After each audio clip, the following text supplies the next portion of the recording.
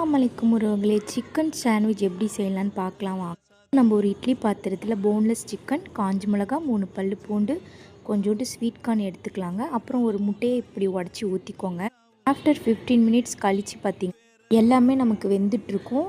Egg, காஞ்ச மிளகா, பூண்டு மட்டும் நம்ம தனியாக மிக்ஸி ஜாரில் போட்டு வச்சுக்கலாம்.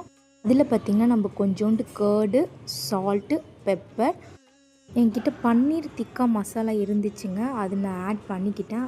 அது இல்லைன்னா நீங்கள் கொஞ்சோண்டு கரம் மசாலாவும் சிக்கன் 65 மசாலா அது மாதிரி எதுனா ஆட் பண்ணிக்கோங்க.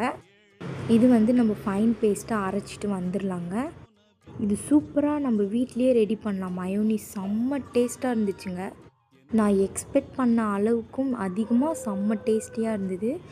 வேக வச்ச சிக்கனை வந்து நம்ம இந்த மாதிரி பிச்சு போட்டுக்கலாம். அப்புறம் ஸ்வீட் கார்ன் இருக்குல்லையே, அதுவுமே ஆட் பண்ணிக்கலாம். அரைச்ச பேஸ்ட்டும் அப்புறம் கொஞ்சோண்டு கொத்தமல்லி இலைகளையும் நான் கட் பண்ணி போட்டுக்கிட்டேங்க. இதில் பார்த்திங்கன்னா நம்ம வெஜ்ஜீஸ்லாம் கூட ஆட் பண்ணிக்கலாம். குடமிளகாய், கோஸு, வெள்ளரிக்காய் எதுவாக இருந்தாலும் நம்ம ஆட் பண்ணிக்கலாம். அப்புறம் ப்ரெட்டை எடுத்து 2 பக்கமும் டோஸ்ட் பண்ணிக்கிட்டேங்க.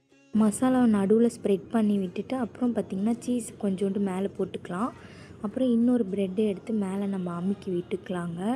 இது செஞ்சு முடித்ததுக்கப்புறம் நான் உங்களுக்கு கட் பண்ணி காட்டுறேன் பாருங்கள். நான் எக்ஸ்பெக்ட் பண்ணவே இல்லை இந்த அளவுக்கு சூப்பராக இருக்கும்னு.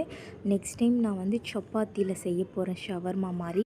நீங்களும் ட்ரை பண்ணி பாருங்கள். நெக்ஸ்ட் வீடியோவில் பார்க்கலாம். பாய்.